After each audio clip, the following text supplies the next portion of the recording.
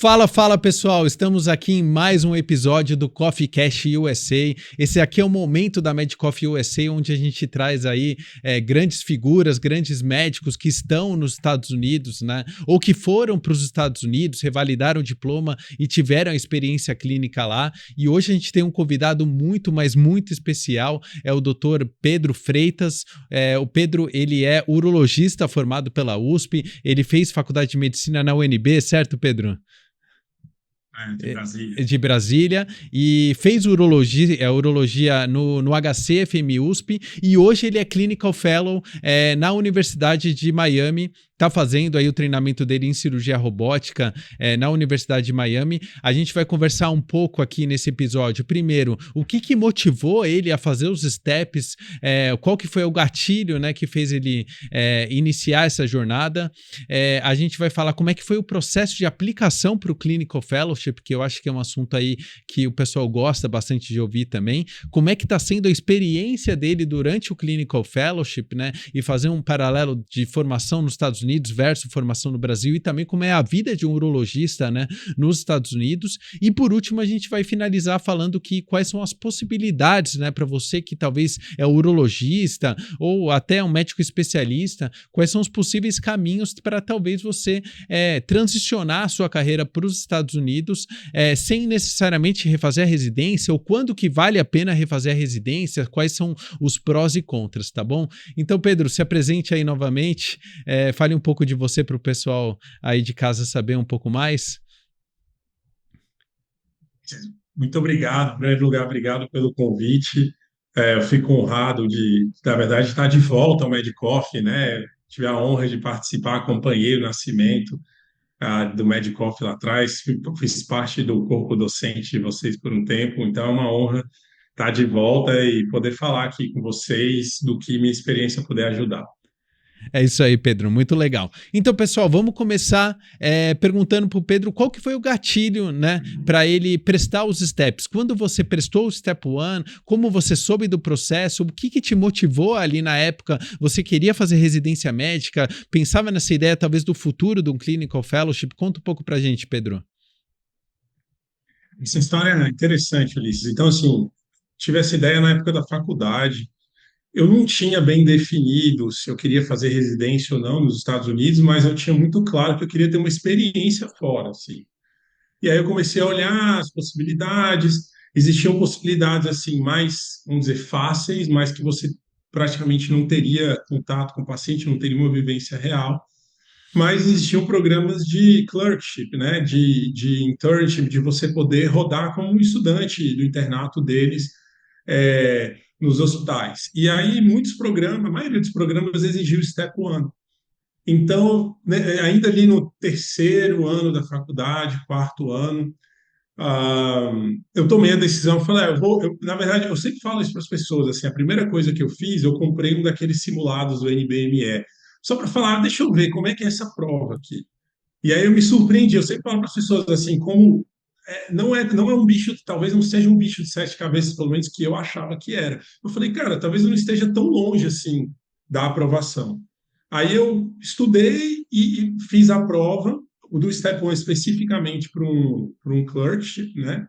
Eu apliquei para alguns lugares, acabei fazendo em Boston, um clerkship no pronto-socorro. Eu gostava de trauma na época, eu fui para o pronto-socorro do MGH. Uhum.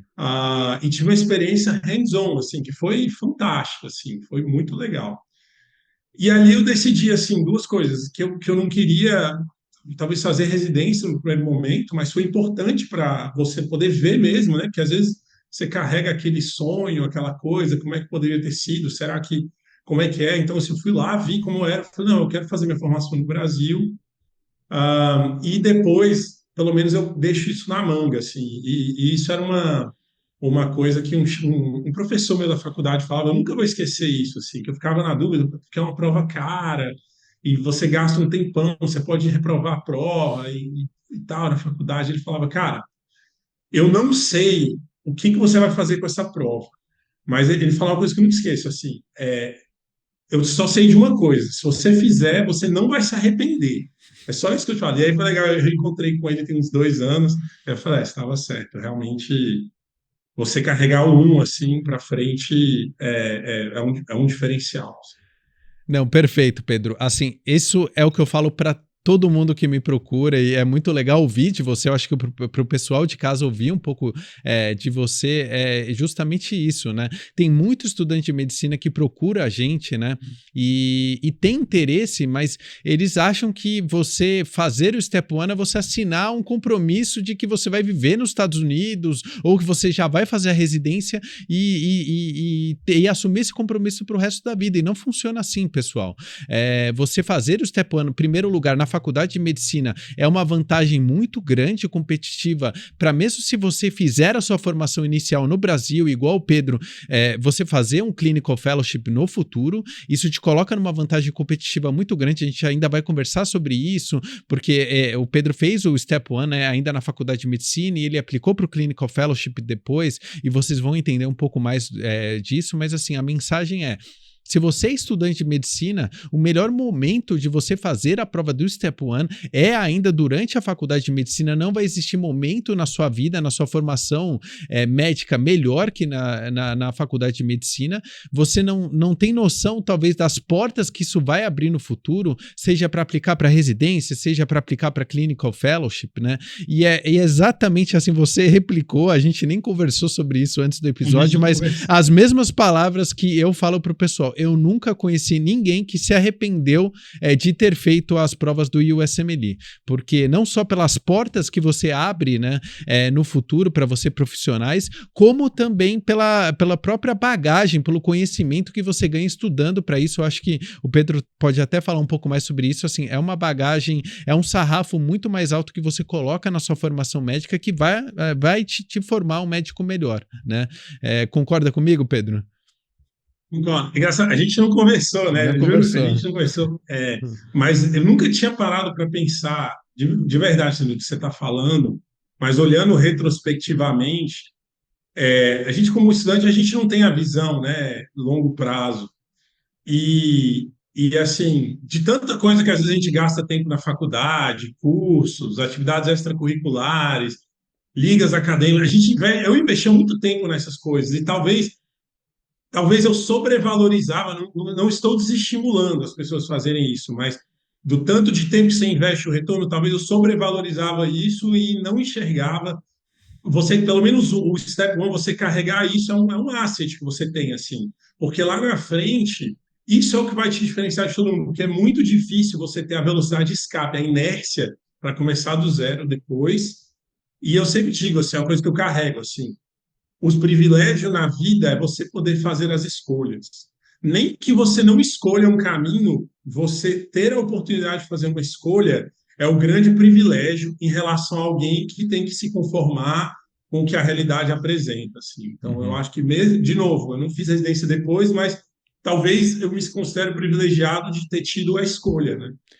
E eu acho que isso ajuda muito quando a gente olha para trás, a gente fica revisitando o passado. Puta, será que não teria sido diferente? Que eu poderia ter feito diferente? Mas a gente, pelo menos eu me sinto coração mais tranquilo nas decisões na vida quando você tinha as escolhas e que você escolheu, e não que a realidade te impôs.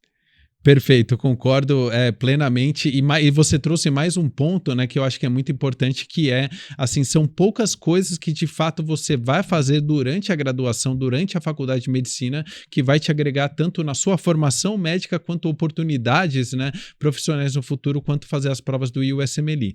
E talvez na época que o Pedro fez, que eu fiz a prova, talvez até isso não era mais evidente, mas hoje, assim, com tudo que a gente, enfim, tá vendo da medicina no Brasil, é ainda mais um motivo para você ter dar esse passo de segurança, né? E ter essas provas feitas para realmente deixar essa porta aberta para você no futuro.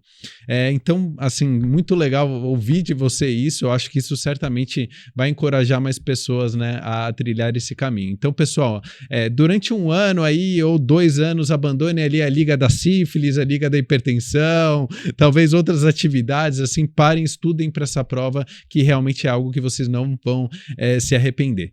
Então, legal, pessoal. Aí o Pedro fez, né, o Step One durante a faculdade, teve essa oportunidade que eu também tive, que também isso geralmente é um gatilho, né, é um game changer para alguém que quer ter essa experiência, né, do clerk. Eu fiz 5 meses de clerk, também fui muito privilegiado de poder ter essa experiência. Também fui para o Mass General, né, na Harvard, fiz 3 clerks lá, fiz 2 clerks na University of Michigan. E quando de fato você tem experiência de estar em um centro acadêmico, um hospital americano e acompanhar a formação e todos os diferenciais, isso é algo também que eu acho que é um gatilho muito grande para você querer pelo menos fazer parte da sua formação nos Estados Unidos, né, Pedro? E mesmo que você pare ali, assim, mesmo se você tivesse parado ali, aquilo já teria transformado a minha visão como médico. E a experiência de vida mesmo, né? Não é só médico, é uma experiência de vida. Você tá como é que é o melhor hospital do mundo? Como é que funciona o melhor hospital do mundo? Uhum. Entendeu? Como é que são as coisas fora do seu sistema, assim. Então, só isso já teria valido a pena, sem Não, dúvidas. não, realmente, eu concordo 100%. E lembrando, pessoal, clerkships, né, que são os estágios hands-on, que você só pode fazer geralmente no 6º ano da faculdade de medicina. Alguns abrem exceção para o 5º ano. Praticamente todos eles hoje exigem o Step 1.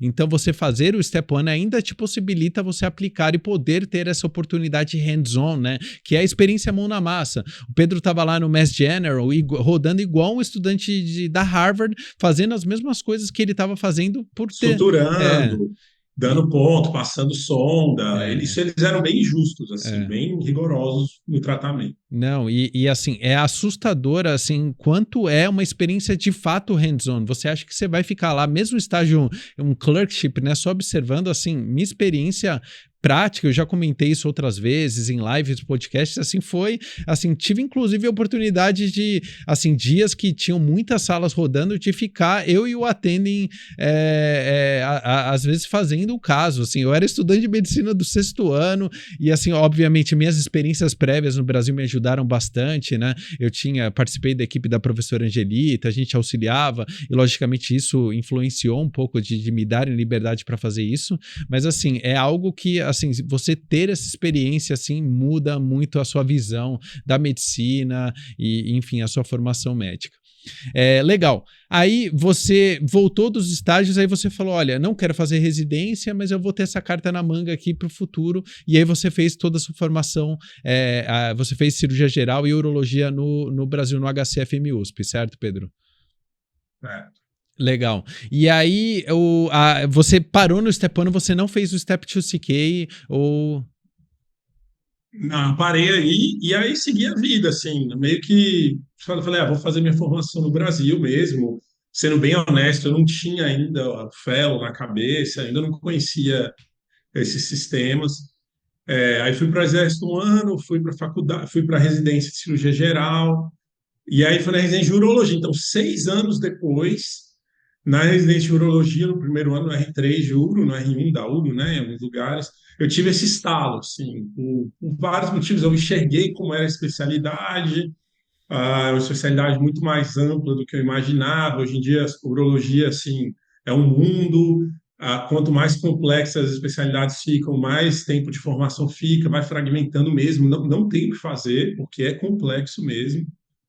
E aí eu falei, cara, assim, a cirurgia robótica, que era uma coisa que me motivou a ir para a urologia, que assim, a minha paixão, vai ser muito difícil eu fazer minha curva de aprendizado no Brasil, assim, porque já estava numa fase em que, no início da cirurgia robótica, assim, poucos cirurgiões concentravam o volume nas cidades. Então, essas pessoas, se você conseguia ser alguma dessas pessoas, você fazia a sua curva naturalmente, porque você tinha os próctors e você conseguia fazer a curva. Hoje em dia, assim, que eu enxerguei já na residência, isso se pulverizou, assim. Você tem muita gente fazendo cirurgia robótica. Então, na urologia, a curva de aprendizado é longa. Então, eu percebi que assim, é o único jeito para eu conseguir concentrar, porque não basta o número de casos. É uma coisa que o pessoal fala muito, que é densidade de casos, é o número de casos pelo tempo. Se você faz uma cirurgia a cada 3, 4 meses, você meio que está quase voltando para o início, né? Então, isso foi a grande estalo. E aí já tinha 6 anos a prova. E eu não sei se ainda é assim, mas na época você tinha um limite de 7 anos para fazer as provas. Uhum. Aí eu fiz as contas lá no R3, falei, cara, vai dar. Eu fiz lá, vou fazer a prova no estágio tal, estágio mais tranquilo, vou fazer o 2. Aí eu vou para o estágio externo, que a gente tinha no R4, internacional, eu faço o 2 CS, que tinha na época, hoje em dia não tinha mais. E aí eu planejei tudo, e aí eu fiz o CS nas minhas férias do R3. E aí, cara, eu estava marcado para o C. Não, minto, o CK eu fiz nas férias do R3, tá? E aí o CS eu estava marcado para abril de 2020. Então você já imagina o que que aconteceu. Aham. Eu ia fazer um estágio letivo, né? Na USP, a gente tinha 2 meses fora, então eu ia ficar 2 meses nos Estados Unidos, no R4, março e abril. Aí eu me deixei a prova no final de abril. Eu cheguei aí, eu fui para Los Angeles, na USC, para fazer um observer lá, e lá eu estava quando o mundo acabou, assim. Então veio o Covid, e aí os planos, cara, desmoronaram, assim. E acabou, eles cancelaram a prova, acabou o meu estágio, aí eu falei, tô aqui, eu vou fazer turismo. Todos os lugares fecharam para fazer turismo, o dólar subindo 10 centavos por dia. Falei, cara, meio que se virei abóbora, assim, entendeu? Tava tudo certo. E aí, cara, eu tomei uma pancada, voltei para o Brasil antes da hora, perdi o dinheiro, a prova acabou a prova, né? Então, assim, nem existe mais a prova. Eu entrei em contato com eles na época e aí eles falaram: olha, a gente não tem um pathway para você. Você está prestando residência? Eu falei: não, eu quero fazer minha revalidação pela minha revalidação. Eles falaram: ó, então. ah, então não tem nada que a gente possa fazer por você. E aí, cara, foi um baque muito terrível, assim, porque eu estava lá, o HC fechado, virou um Covid, eu estava sem operar e minha prova venceu, mas pô, venceu 7 anos. Aí eu falei, Uhum. acabou, o sonho acabou. Aí beleza. Aí, assim, é uma longa história, eu não sei quanto tempo você tem para isso, mas é uma Manda. história. Aí, isso, o tempo passou, o Covid foi melhorando, eu já tinha desistido disso, cara. Assim, eu falei, acabou, eu não vou fazer o Step 1 de novo, eu tô no R5 da Uro. Enfim, acabou. Um belo dia, eu estava. Então, eu tinha feito o Step 1 e o CK. Então, eu não tinha o certificado do SFMD. E já tinha passado 7 anos do Step 1. Cara, vem 2021, fim de 2021, eu estou no meu R5. Vou para Brasília para procurar emprego, cara. Nas férias da R5, vou para Brasília procurar emprego, começo a conhecer os caras. E aí eu conheci um cara que tinha sido faculty em Denver, um urologista. Conheci aleatoriamente, estava operando com ele. Ele falou: não, vem aqui, vou operar. Aí eu estava lá, pedi emprego. Nunca esqueço, ele virou e falou: cara, não desiste disso aí. Isso aí não é assim, não desiste. Eu falei: cara, já era. Tem um ano, já tinha 8 anos no meu step. Eu falei ao e-mail, ele falou, cara, é o seguinte, não desiste, não desiste fácil assim. Liga lá, não manda e-mail, liga. Aí eu liguei, cara, nunca esqueço, eu liguei lá em setembro de 21. Liguei lá na ISFMD. É. E aí eu contei essa história toda que eu te falei, ela falou, é o seguinte, se você, a gente está aceitando, a gente está dando um waiver dos 7 anos para quem fizer, porque aí, enfim, o seu público deve ter os detalhes, mas quem fizer o OET, quem fizer um dos Alternate Pathways, é uma prova de inglês médico, Uhum. quem fizer o OET até o fim do ano, a gente vai aceitar. A gente não, a gente vai dar o waiver. Eu falei, ótimo, tudo bem, mas é o seguinte, eu preciso disso por escrito porque, assim, é uma prova cara, eu vou mudar um monte de coisa. Ela falou, eu não posso te mandar por escrito. Juro, Uhum. juro para você. Uhum. Ela falou, eu não posso te mandar por escrito, mas se você mandar o seu OIT até dezembro, a gente vai aceitar. Aí eu falei, cara, perdido por um, perdido por mil. Aí eu só tinha uma data em São Paulo, início de dezembro. Aí, até assim, entre amigos, você conhece que eu vou falar, o Cauí, que Aham. você conhece, me Aham. cobriu no dia, não tinha mais ninguém para me cobrir na residência, era uma sexta-feira, tarde, era o único dia que tinha. Cara, eu fui lá e fiz a prova, eu tinha um one shot, assim, ou eu Aham. passava na prova ou já era. Aí eu passei na prova, mandei e recebi o certificado, cara. Até hoje Aham. eu não me esqueço esse dia, assim, quando foi real mesmo, porque eu não tinha nada Sim, se eles não me dessem, o que eu ia falar? Falei com alguém um dia no telefone, sabe? Aham. E eles honraram, me deram esse aprendi. Aí eu falei, agora foi sério o negócio. Aí aí eu me formei em 2022, em março, fui para a UA, eu consegui, enfim, participei de um concurso que a Sociedade Brasileira de Urologia me proporcionou a ida para o Congresso Americano de Urologia, e aí eu aproveitei essa ida e fiz o Step 3. É Uhum. uma longa história, mas enfim, eu acho que diz muito, às vezes, não desanimar com os É, tombos, às vezes. não, com certeza. Eu acho que a persistência e a resiliência nesse processo são fundamentais de novo, assim, é coisa que os pontos às vezes se conectam de alguma maneira. E isso é assim, você vê histórias incríveis assim acontecendo, mas é aquela coisa, pessoal, as coisas só acontecem quem de fato dá o primeiro passo e entra, porque assim, talvez quando muita gente, né, isso que eu converso com o pessoal, muitas vezes você não vai saber qual vai ser o seu ponto de partida e seu ponto final. Isso vai mudar muitas vezes ao longo desse processo, mas de alguma forma as coisas vão fazer sentido para você, né? Então, bem legal. Uma história. E os Eu não... steps, isso, como a gente falou, eu acho que te dão a possibilidade de escolher Uhum, caminhos, né? sim. E legal. Aí você decidiu aplicar para o Clinical Fellowship. Você já tinha todas as provas. Como é que foi esse processo? Você aplicou para quantos lugares? Quais foram os fellows que você aplicou também? Conta para o pessoal um pouquinho disso, Pedro. Então, assim, dentro da urologia, para todo mundo que me pergunta, eu acho que assim, você tem que ter flexibilidade. É muito difícil você, como brasileiro, escolher o fellow que você vai fazer. Você tem que ampliar assim as suas tentativas, tá? Não ficar muito exigente no que te derem inicialmente, assim, eu quero só fazer se eu operar, ou se eu não tiver pesquisa, assim. Pelo menos o caminho dos Estados Unidos, assim, na Europa, os fellows de urologia na Europa são uma outra história, assim. Mas os fellows de urologia nos Estados Unidos, eles são mais abertos, no sentido que você precisa menos de QI do que os europeus, tá? Mas, por outro lado, eles são heterogêneos. Então, assim, em outras palavras, eu ampliei tudo que eu podia aplicar, eu apliquei. Então, eu apliquei para fellows não credenciados, fellows, assim, Pelo não ICTMI, né? certificados pela Uhum, AUA, uhum. tá? Via chefes, via pessoas que já foram por fellow e, enfim, e sou grato aos meus chefes no HC que me proporcionaram esse contato. Eu acho que esse é um dos grandes diferenciais do HC. Essas pessoas que já fizeram fellow te proporcionam isso. E dentro da urologia foi uma coisa que eu descobri já depois de formado. A AUA é a Associação Americana de Urologia.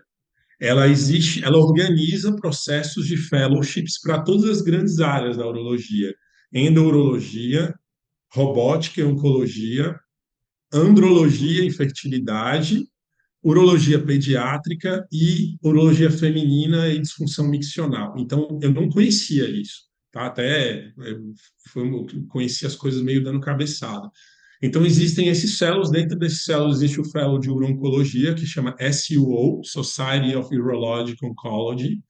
E esse é um programa de fellow que já tem 20 anos, é muito organizado, são fellows de 2 anos, em que é um processo muito aberto, assim, é bem republicano. Todos se inscrevem, a UA coordena isso, as pessoas são chamadas para entrevista e tem um processo de match igualzinho o processo de match da residência. Você escolhe as suas opções, o programa escolhe as opções.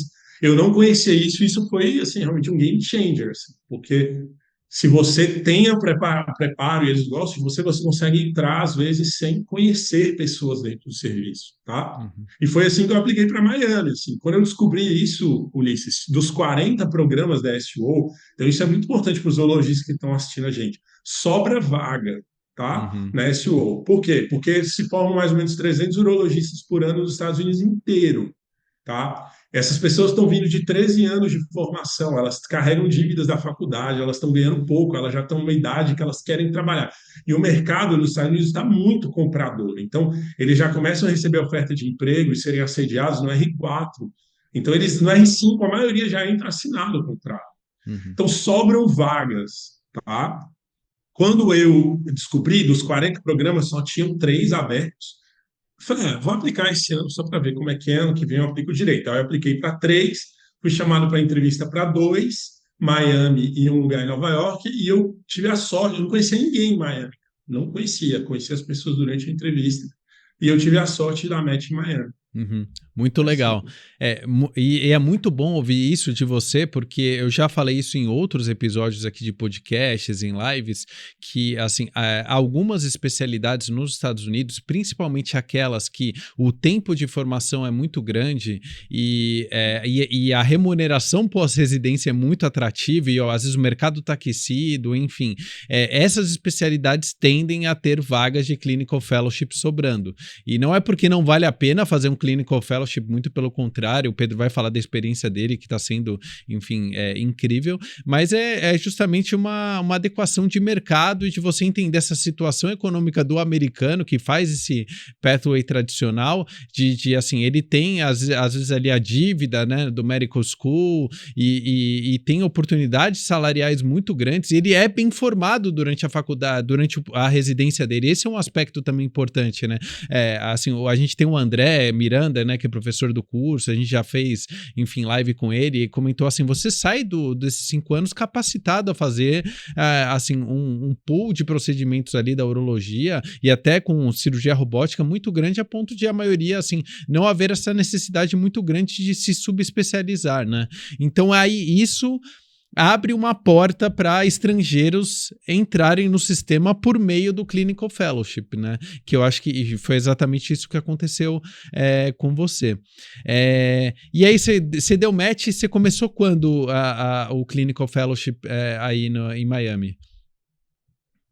só complementando o que você falou também, além deles não quererem se subespecializar mais tempo, isso os levaria a ganhar menos, porque você, para se subespecializar, você vai acabar caindo num centro acadêmico de alta complexidade. Esses lugares pagam menos do que o mercado. Então, Uhum, enfim, é um estímulo a menos, né? uhum, Mas, voltando à sua pergunta, aí eu dei match em 2022. Os programas de match, é até importante o pessoal se programar, tudo ocorre um ano antes.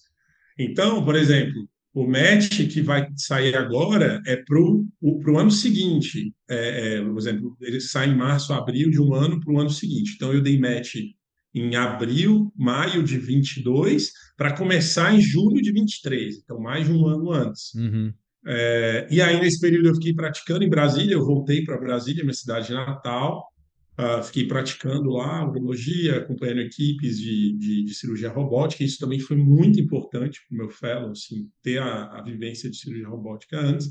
E aí, em julho de 23, eu vim para cá. O programa, inicialmente, como é SUO, eles têm um foco muito forte em pesquisa. Era um ano de pesquisa, protegido, dedicado, e um ano de clinical fellowship. uhum. E aí, durante esse segundo ano, que aí eu acabei estendendo para fazer 3 anos, sendo 2 anos de clinical fellowship.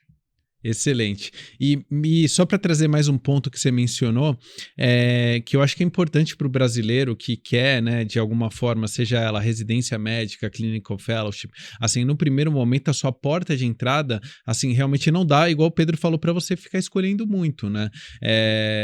Você precisa realmente agarrar aquelas oportunidades que aparecem para você e de alguma forma isso vai te abrir outras portas para você chegar, talvez, naquele end goal, né, que você tem de carreira, né? Mas agora o pessoal me pergunta muito de residência, o pessoal às vezes tem esse misconception de achar, olha, eu vou aplicar para residência, eu vou dar match no Mass General, fazer residência lá na Harvard ou na Yale. Isso acontece com alguns brasileiros, mas assim, não necessariamente vai ser assim a porta de entrada, e muitas vezes os brasileiros, para chegar até lá, fazem a formação inicial da residência e depois dão match no clinical fellowship numa instituição mais robusta, e entender também que a formação nos Estados Unidos ela é muito uniforme e homogênea também, né? Você tem excelentes formações independente de onde você está nos Estados Unidos, né? Então, legal. Agora o Clinical Fellowship, o dia a dia, como é que está sendo a experiência? Você opera bastante? O que você vê assim de diferenças de treinamento Estados Unidos versus Brasil? Conta para o pessoal um pouquinho disso, Pedro. Assim, eu acho que a experiência de clinical fellowship é muito heterogênea dentro do país aqui, sendo bem transparente. É um país que a parte de liability é alta, então muitos lugares é muito variado o quanto que eles te deixam fazer, tá? Isso é um fator, e o outro fator é o quanto, assim, eu vi um podcast falando muito sobre isso e eu concordo, assim, que é uma sociedade, mesmo para gente que vem do meio médico, cirúrgico, que isso é forte, mas aqui é muito meritocrático, você depende muito do quanto você entrega também, o quanto você vai receber. Então, não é assim, às vezes o residente é diferente, o residente ele já chega esperando algo, é obrigação do chefe dar alguma coisa para ele. Para o fellow é algo mais conquistado, assim, mas eu tive sorte, a felicidade de estar num lugar que existe bastante, eles dão bastante para o fellow fazer, assim, os passos de cirurgia, cirurgias eventualmente inteiras, sob supervisão, claro, mas é um volume assim, então grandes diferenciais, assim, é um volume, o volume é imenso, porque não compensa nos Estados Unidos, diferente do Brasil, o cara consegue ganhar bem o urologista fazendo o consultório e as coisas básicas. Ele não precisa ficar operando coisa grande para ter um bom salário. Então, todos os casos são referidos, são reencaminhados para os grandes centros. Então, é um volume assim que a gente talvez só tem um paralelo em grandes centros em São Paulo, talvez, cidades muito grandes assim, para você ter um volume próximo. Então, assim, 3, 4, 5 cirurgias robóticas num dia, tá? Que às vezes é um volume de um mês, assim, Uhum. no Brasil.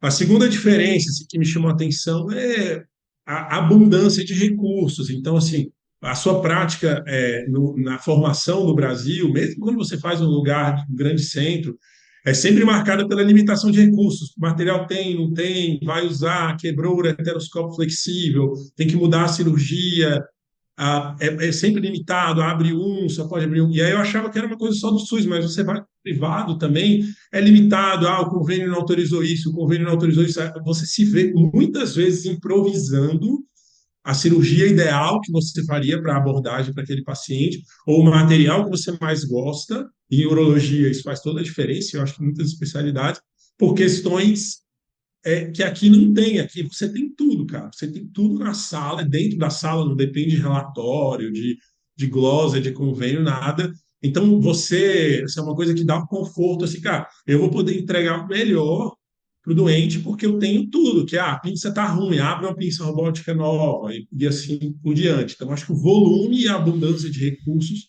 são muito diferentes. Uhum. Legal.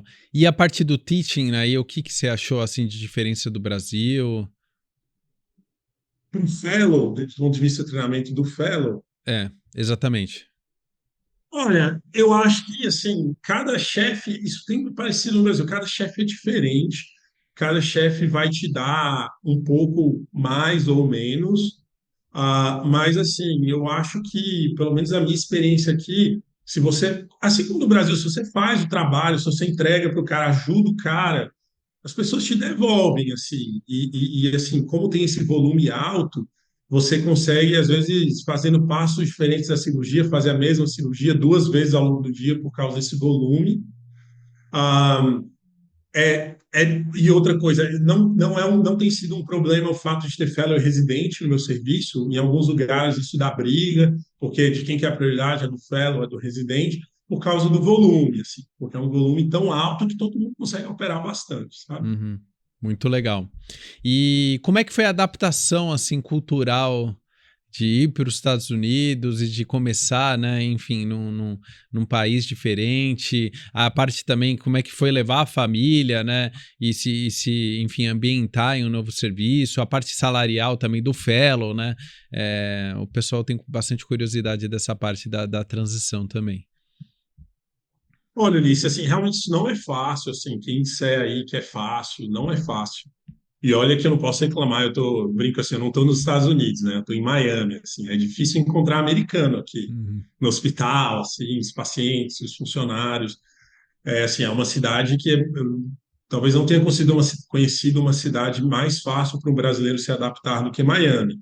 Mas ainda assim, cara, você está começando a vida, então aquilo que você demorou 10 anos de tirar carteira, você vai para o início do tabuleiro, assim, nas coisas mais banais, e é difícil, assim, a adaptação, tirar social, não tem vaga para tirar carteira de motorista, você acaba em fila, a gente virou noite em fila.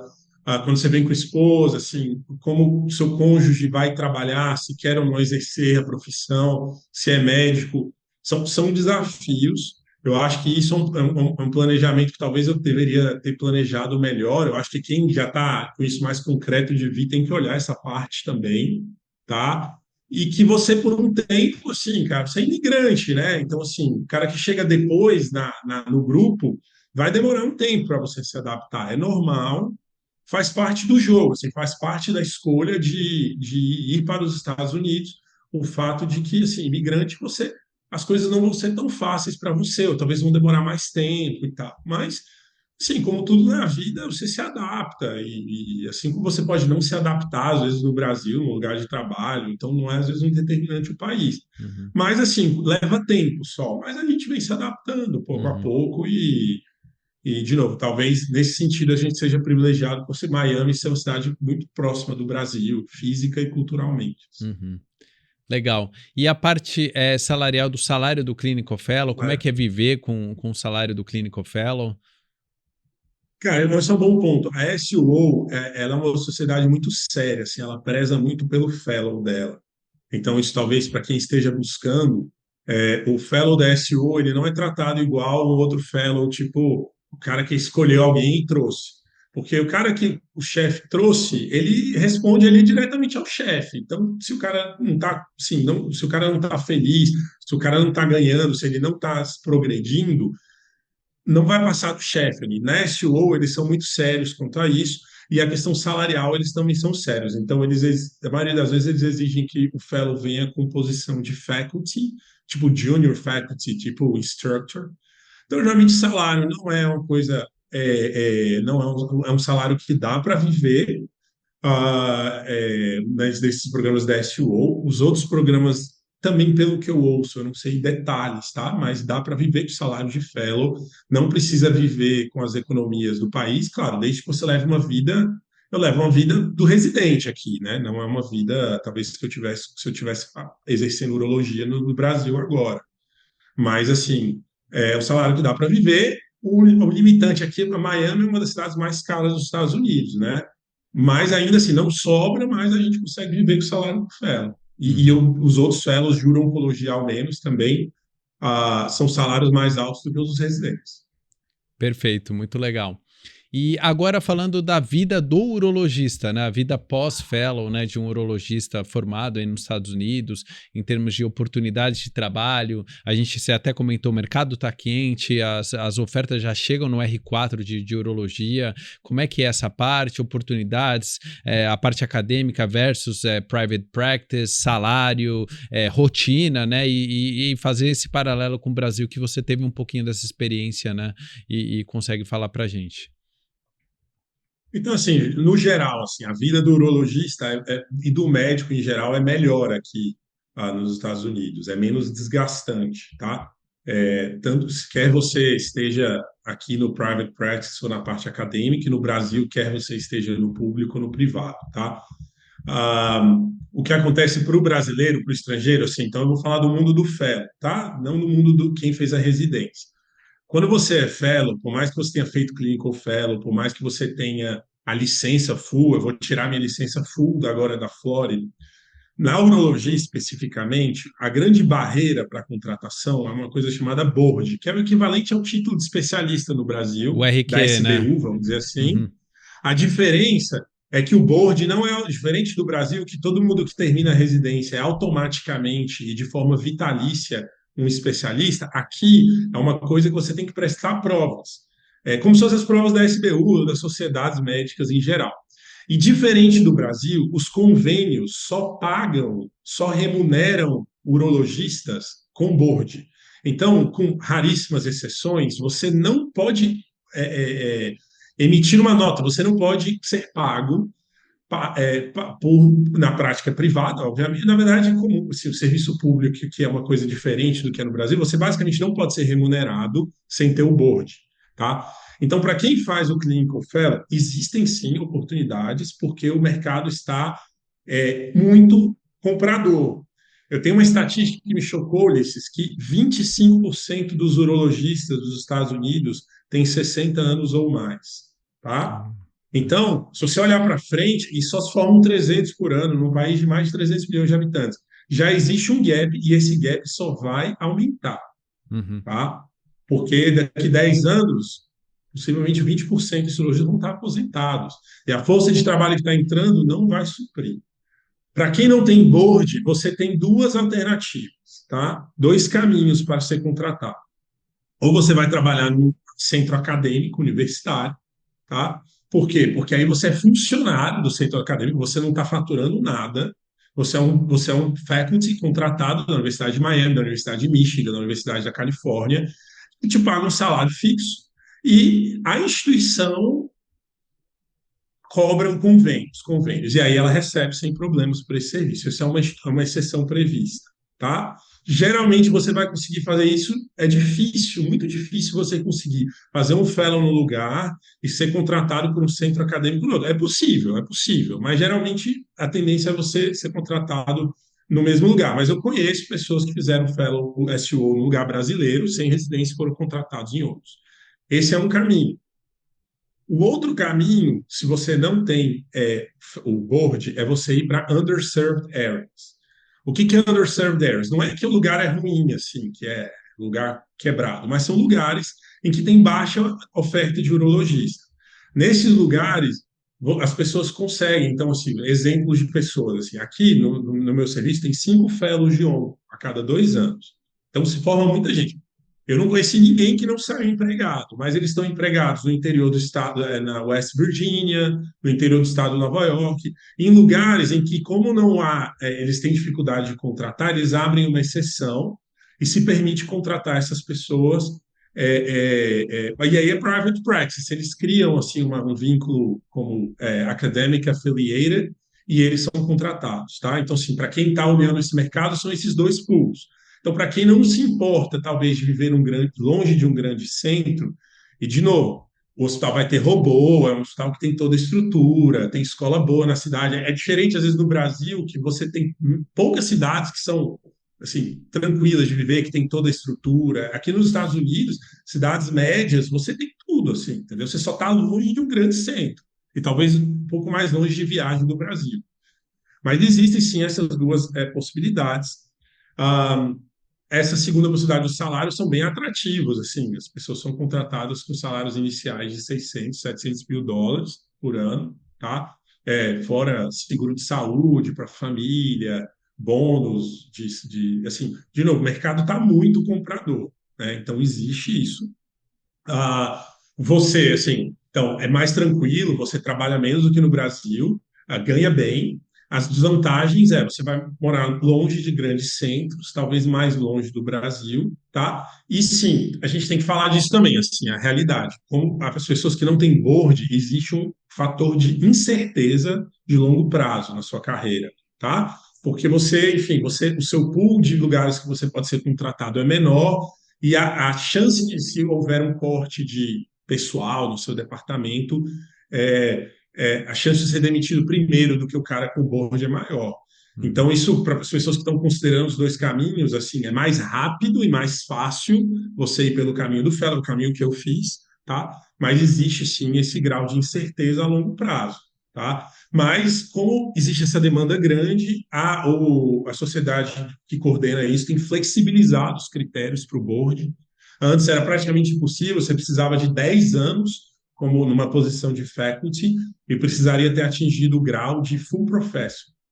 Então, assim, tinha um amigo meu que falava, é que nem você ir de São Paulo até os Estados Unidos de carro. É possível? É. Você conhece alguém que já fez? Não, não conhece ninguém. Uhum. Então, essa era a piada que se contava. Hoje em dia, eles flexibilizaram. Hoje em dia são 7 anos, ao invés de 10, e hoje você precisa atingir a Associate Professor, que é um grau É que, assim, mais se você factível, permanecer né? esse tempo numa instituição universitária, você vai atingir isso, assim. É a evolução natural, é a inércia. Se você continuar empregado, não é uma full professor, já depende de fatores políticos, é mais limitado. Associate, não. Então, eu conheço vários hoje colegas que estão aí já há 7, 10 anos, na minha instituição e em outras instituições, que estão tirando o board. E aí, uma vez que você tira o board, acabou. Você acabou esse fator de instabilidade, de incerteza. Então, vamos dizer assim, os primeiros 10 anos são de incerteza e depois você está em pé de igualdade em qualquer urologista que fez residência aqui. Uhum. Perfeito. Excelente explicação. Eu acho que tem muitos urologistas que procuram a gente. Eu acho que isso certamente vai assim, ajuda o pessoal a entender que, primeiro, isso é um caminho de exceção, né? Eu acho que para um estudante de medicina, e isso, pessoal, às vezes quando a gente traz isso, né, é importante você fazer esse discernimento que, assim, o caminho mais certo é o caminho da residência. Então, se você é estudante de medicina, adora urologia, já tem algo ali que você, enfim, tem um contato com a área, você se vê fazendo urologia, adora esse mix de procedimentos, a parte robótica, isso faz muito sentido para você. Projete a sua carreira para você fazer a residência médica, porque você pula esse passo nessas incertezas e você já dá um tiro certo numa formação que vai te propiciar aplicar para o board, né, direto, e ter uma licença restrita e não ter todas essas circunstâncias. Agora a gente entende que tem muitos especialistas, muitos urologistas que já são formados e que, assim, refazer o treinamento é algo que é um pouco irrealista de você pensar, né? Então acho que isso é uma possibilidade real, né? E muitas especialidades hoje têm esse alternate pathway, né, bem estabelecido. E muito legal também saber que existe essa demanda, existe essa questão até do board estar flexibilizando algumas coisas para que essas pessoas se tornem, né, board certified e possam escolher seus caminhos. É muito, muito legal. Eu vou ser bem honesto, eu não sabia sobre muitos desses detalhes. Eu acho que vai ajudar bastante o pessoal que procura esse caminho alternativo, Pedro. E aí, lembrando, pessoal... Assim, para um urologista, talvez que esteja nos ouvindo, assim, de novo, o mercado está comprador, talvez vá ficar mais comprador. O caminho do fellow vai envolver alguns anos de sacrifício, de talvez voltar a uma vida de residente, no tempo de questões de ficar subordinado a alguém de novo, trabalhar muito, né? Aquela coisa de papelada e tal, de fazer rodar a burocracia. Mas se você está tranquilo com isso e não se importa, talvez, de viver longe de um grande centro, existe, assim, de novo, dos últimos 5, 10 anos, todos os fellows daqui saíram empregados. Uhum. Todos. Excelente, muito legal. E eu queria falar um pouquinho também desse paralelo da vida de fato do urologista nos Estados Unidos, né? O que você vê de experiência na prática, né, do dia a dia, em termos de, enfim, volume de casos, o quanto que o urologista de fato trabalha, tem mais de um vínculo, se você quer fazer pesquisa, se você quer fazer a parte de educação, fala um pouco para o pessoal disso, Pedro, por favor. Claro. Então, assim, como a gente já conversado, assim, o que eu enxergava a vida do médico no Brasil, especialista, era uma vida dura, porque no público, assim, você vai trabalhar no SUS, você tem a estabilidade, você tem um salário, você tem férias, você tem isso, mas, pelo menos na minha realidade de Brasília, você não tem a estrutura, então você acaba se frustrando porque você não consegue fazer o seu trabalho, basicamente, né? Você tem dificuldade, um dia tem anestesista, o outro não tem. E na parte privada, cara, assim, as coisas, foi até uma descoberta pós-residência, isso, assim.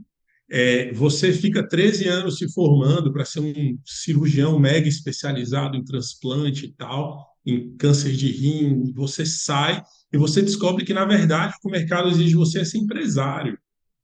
E aí, assim, é que nem, sei lá, você pegar um peixe e fala, não, mas você tem que fazer subir a árvore, assim. Então, foi uma coisa que eu senti, assim. Então, o mercado hoje privado, ele exige que você tenha posicionamento de marketing, você tenha a sua empresa, gerencie os seus funcionários, tenha isso. Além disso tudo, todos os pacientes têm o seu celular. Na prática privada, é você e você é um barquinho à vela sozinho, assim, no oceano, dentro de interesses hospitalares, brigando com interesses hospitalares, às vezes brigando com convênios que não estão autorizando o seu material que você pediu, a cirurgia o material é cancelado, a cirurgia não é autorizada, e é, você, paciente, todo mundo tem o seu celular, então, assim, você é quase um 5 em um, cara. De certa forma, você é um pouco sua secretária, você é um gestor do consultório, você é um gestor de marketing, você tem que ser cirurgião também, você tem que... Então, assim, é uma coisa que eu senti, assim, é muito exaustivo, assim, tá? E aí, às vezes, acaba não sobrando tempo para você ser médico, para você se atualizar, para você entregar aquilo que, enfim, que é o que você, teoricamente, quis escolher o caminho que você teoricamente tem vocação e gosta de fazer. Nos Estados Unidos, uma coisa que dá muito conforto, principalmente na parte acadêmica, aí é o outro lado, né? Eu tinha falado na parte privada. A parte acadêmica vai pagar um salário metade disso, tá? A academia vai pagar uns 300 a 400 mil dólares por ano. Mas ela te proporciona, primeiro, você vai se dedicar ao que você gosta. E geralmente o que você gosta é o que você faz bem. Então, por exemplo, você pode fazer só cálculo, só câncer, só robótica. Então, diferente do cara que faz uma robótica por mês, cara, você vai fazer robótica, 5 robóticas por semana. Você vai fazer só aquilo que você gosta. Então, você tem a oportunidade de trabalhar no que você gosta, você tem a oportunidade. Cara, você é funcionário da instituição. Então, a instituição te dá secretária, te dá consultório, faz o marketing, te dá o recall, as pessoas marcam para você, as pessoas referem os pacientes, encaminham os pacientes para você. Frente do Brasil, que está todo mundo brigando pelo paciente, todo mundo faz tudo. Aqui não, o cara do cálculo te manda o paciente com câncer de próstata, o cara, e você manda o paciente com cálculo para ele, tá?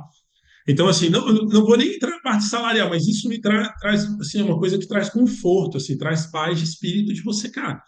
Você faz o que você se sente confortável fazendo, tá? Tem estrutura, então, assim, não tem aquele negócio, não autorizou a bainha tal, autorizou só você trabalha com o material que você quer, que você foi treinado, trabalha menos, então, assim, no centro acadêmico, você tem fellows, residentes, enfermeiros. Então, diferente daquela analogia do barquinho, cara, você está sozinho num barquinho à vela, remando contra tudo, contra todos. Aqui, cara, você está num transatlântico, assim, você está num centro grande que você está protegido de forma legalmente, mas do ponto de vista de trabalho também. O paciente não tem o seu telefone, não é culturalmente, não se espera, assim, foi um baque, assim, não se espera profissionalmente uma relação profissional ali, é institucional. Então, o paciente tem canais da instituição para entrar em contato com o serviço. Então, assim, você acaba trabalhando menos no que você gosta e você acaba sendo blindado, porque você, assim, principalmente uro-oncologia, Ulisses, que são cirurgias de grande porte, que complicam, que tem, às vezes, tempo de internação mais prolongado, uma cistectomia, pacientes voltam. É muito difícil você fazer isso no Brasil. Talvez só em São Paulo, pessoas que têm equipes grandes, porque senão você não consegue fazer mais nada da sua vida.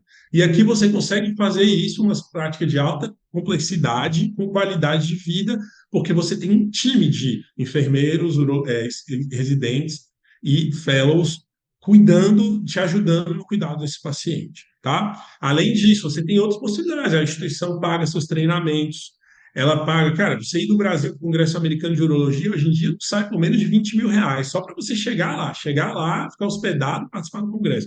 A instituição paga suas idas para os congressos, paga seus treinamentos, Isso pagou é, agora nossos isso é, treinamentos de single port. isso é tempo de que no Brasil, como autônomo, você está deixando de receber também, né? Exato. Isso é um baque, cara. No Brasil, você, além de trabalhar muito, quando você tira férias, você deixa de receber aquilo. Você deixa de receber. Então, você vai ter mais gasto das férias, deixa de receber. Aqui, você tem férias. Eu vejo muitos colegas que desanimam de ir para congresso, porque, cara, é meu tempo de férias, é meu dinheiro. Eu não consigo, assim, gerar tanto, assim. Então, aqui, assim, cara, a instituição, você está num cruzeiro de 12 andares, assim. Então, assim, não no sentido que você está de folga, não é isso. Você trabalha muito, não é isso. Mas você está numa coisa que tem uma inércia muito grande. Então, a instituição, por exemplo, pagou agora o nosso treinamento de single port, certificação em single port, pagou a viagem, a gente foi para Atlanta, fez a cirurgia nos porquinhos, tudo pago pela instituição. Então, assim, são ganhos, assim, que é muito do perfil, mas isso traz uma paz de espírito, sabe? E tem possibilidade de trabalhar 4 dias por semana, se você quiser fazer pesquisa, é uma coisa extremamente estimulada na instituição. E, assim, não quero me alongar muito, mas eu tinha uma visão de pesquisa muito diferente, no Brasil. Cara, pesquisa no Brasil é heroísmo, assim, é aquele raça que você dá de estudante, então, assim, eu tinha aquela visão negativa de pesquisa. Eu não gostava de fazer pesquisa porque era uma coisa.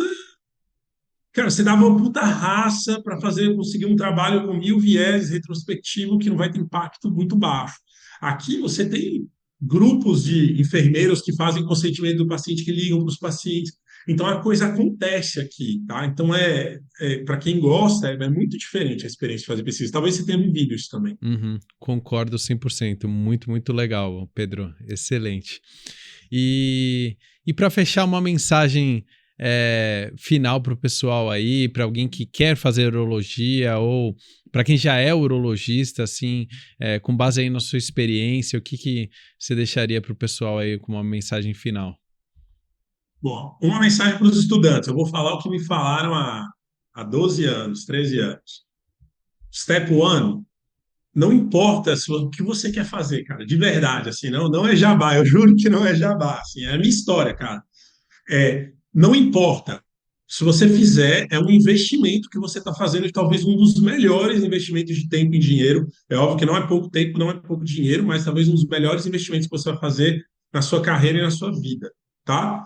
E para urologistas, assim, o mercado está comprador desde que você tenha encare e assim com o SUO você sobra vaga, tá? Então, eu acho que desde que você encare que vão ser alguns, talvez uns 4 ou 5 anos de um pouco de ralação, ganhando um pouco menos, tendo a vida de residente um pouco, e depois, talvez não se importando em trabalhar num centro afastado de uma grande cidade, o caminho, assim, para a urologia tem muita Uhum. oportunidade. Perfeito. E esse é muito curioso que esse raciocínio é o mesmo de várias pessoas que a gente está entrevistando aqui, já especialistas, né? A gente trouxe o Vitor Nespoli, não sei se você chegou a conhecer ele do tempo do HC, que fez neurocirurgia, ele tá, né? Ele ainda escolheu uma rota de refazer a residência depois do fellow, aquilo ele foi mais atrativo para ele. Enfim, a gente trouxe outras pessoas que realmente, muitas vezes, quando você coloca na ponta do lápis e vê que é um esforço ali, um commitment, né, que você vai ter de alguns anos, seja do fellow, enfim, de talvez refazer a sua residência, é um esforço que a longo prazo isso se paga lá na frente e muitas vezes, né? Então é algo que existe uma abdicação, né, de alguns anos, de talvez você take a step back, né, e talvez fazer um fellow, para internal medicine eu falo muito pro pessoal que talvez a rota é refazer a residência, tem alguns casos, né, de alternate pathway, mas enfim, todos os casos iminentemente caminham para um caminho que você vai ter que dar um passo atrás, mas que isso no futuro assim acaba valendo a pena, né? Então, eu acho que essa é uma mensagem final para todo mundo, para urologistas, outros especialistas, né? Que realmente isso lá na frente acaba dando certo e se pagando esse investimento inicial. E também colocar, né, em toda essa equação que quando você aplica para um clinical fellow, igual o Pedro fez, exigências de notas, assim, não existe muito isso, assim, né? Ninguém vai olhar muito a nota do seu Step 2CK. Lógico, você tem que ter um PAS, né, na sua first attempt do Step 1, um score ok, né, do Step 2CK, você não quer passar vergonha ali também, mas assim, a exigência, o jogo é outro, né? O jogo é análise talvez de currículo, networking, então assim, também não precisa ficar assustado de passar por essa fase inicial da revalidação do diploma. Isso é algo que vai demorar algum tempo, talvez esse processo vai ser até encurtado pela não necessidade de você performar tão bem nas provas, mas é algo extremamente factível hoje para qualquer especialista que queira fazer o processo, ao meu ver, né? A gente tem muitos hoje no curso, pessoas que estão super, enfim, avançadas na preparação, tem neurocirurgião, cirurgião de transplante, urologista, dermatologista e pessoas que mesmo numa rotina bem corrida, né, bem busy, levam a preparação muito bem. E eu acho que essa exigência, né, de você não ter que performar tão bem visando um clinical fellowship ajuda bastante, né, Pedro? Acho que você levantou um ponto muito importante. Assim, a gente às vezes hipervaloriza nos Estados Unidos. Putz, se eu não tirar essa nota aqui. Acho que o jogo é completamente diferente. Se você quiser prestar residência, é uma outra história, Uhum. completamente diferente. Mas para o fellow, cara, se você tem um papel, eles querem você, eles precisam do fellow. Porque tem principalmente um centro acadêmico, eles não conseguem competir com o mercado, eles pagam metade do salário. Então, assim, eles precisam dos fellows. E o cirurgião brasileiro, em geral, é um cirurgião muito bem formado, tem uma prática muito maior do que a maioria dos países e tem às vezes, aquela gana de trabalhar. Então, geralmente, o brasileiro que vem costuma se dar bem aqui. Eu acho que você Uhum. viveu isso também, que você é da Uhum. área cirúrgica, você viveu Não, isso. eu acho que é uma coisa que a gente fala em todos os podcasts que, assim, brasileiros abrem caminhos para muitos outros brasileiros com bons exemplos e deixando uma boa reputação por onde eles passam. Certamente, assim, o brasileiro se dá muito bem em áreas cirúrgicas. A gente conhece até poucos brasileiros. Quando a gente começa, você provavelmente quando entrou, começou a ver que tinha urologista aí brasileiro. Não é todo mundo que está no Instagram, que fala de rotina, mas assim, existem muitos brasileiros hoje nas áreas cirúrgicas que estão espalhados aí pelos Estados Unidos e essas pessoas ajudam, assim como o Pedro está, enfim, fazendo um papel excelente no Clinical Fellow e abrindo uma porta para outros brasileiros que também um dia estarão lá fazendo a sua formação. Então, excelente, pessoal. Para fechar aqui, lembrar a todos vocês, a gente tem hoje o preparatório para o Step One, né, um preparatório completo com banco de questões, são quase 3.800 questões, banco de questão super tecnológico, com inteligência artificial, mais de 450 aulas, né, com muitos dos professores que são médicos nos Estados Unidos, atendem physicians, fellows, residentes, até um dos professores quem dá a parte de male reproductive, né, a parte de uro, assim, por assim dizer, do Step One, é um urologista que atende em physician, que eu acho que o Pedro conhece, o André Miranda, né, e ele é professor do nosso curso, então a gente tem um corpo aí docente super capacitado de professores que passaram pelo processo e ajudam hoje já aí centenas de estudantes de medicina e médicos a darem o primeiro passo rumo à revalidação. Então, se você tem interesse em dar esse primeiro passo, conte com a gente aqui da Medicoff USA, vai ser um prazer poder te auxiliar nesse caminho. Agradecer imensamente ao Pedro, essa conversa aqui eu acho que foi uma das melhores, eu tenho certeza que isso, e assim, foi muito legal, eu juro, pessoal, a gente não conversou muito antes, mas assim, muitas coisas convergiram do que a gente fala aqui no dia a dia, e eu acho que você realmente, eu acho que endossa tudo que a gente fala aqui, desse papel de, acima de tudo, eu acho que isso é conscientização que a gente faz hoje. Talvez na sua época lá na UNB, quando eu estava na USP, a gente ouvia muito pouco falar sobre isso, e eu acho que esses episódios aqui, eles tocam as pessoas de você ter aquele insight de falar, cara, eu preciso talvez olhar isso com atenção e com carinho pelas oportunidades que isso vai me abrir no futuro. Então, muito obrigado, foi um bate-papo sensacional e espero ter você aí outras vezes para a gente poder falar um pouco mais do dia a dia da vida do Uro. Acho que tem outras conversas que a gente pode fazer, mas agradecer imensamente, foi fenomenal e em nome de todo o nosso público também. Tá bom, Pedro? Muito obrigado, Ulisses. Valeu demais e, de novo, sempre bom voltar aí à instituição de vocês, que é Não, o Pedro fantástica. A conhece muito Medicoff bem a é casa, excelência tudo em que tudo que move, faz. tudo que move aqui a gente, e assim, para qualquer um que tenha alguma dúvida a respeito do nosso preparatório, faça um teste gratuito, a gente disponibiliza isso, você fala por meio de um dos nossos canais, nosso Instagram, medcoff.usa, fala com o nosso comercial, a gente libera a plataforma para você olhar, ver a qualidade das aulas, a qualidade do banco de questão. Hoje aqui fora tem mais de 70 pessoas do time de TI aqui no bootcamp que eles estão fazendo para trazer melhorias para a plataforma. Isso daqui é muito grande e hoje já está ajudando muitas pessoas, já ajudou, né, com o Pedro e outras pessoas para passarem na residência no Brasil, e hoje a gente está ajudando a pessoas que também querem fazer esse caminho aí rumo à medicina nos Estados Unidos. Então, muito obrigado, Pedro, um prazer, a gente se vê por aí. Maravilha. Valeu, pessoal. Valeu. Então é isso aí, pessoal. Sigam a gente no Instagram, @medcoff.usa, e também avaliem bem aqui esse episódio no Spotify, dê uma boa avaliação também no YouTube, deixem comentários, envie esse episódio para outras pessoas, que isso ajuda bastante a gente. Foi um prazer estar com vocês durante esse podcast. A gente se vê por aí. Um abraço.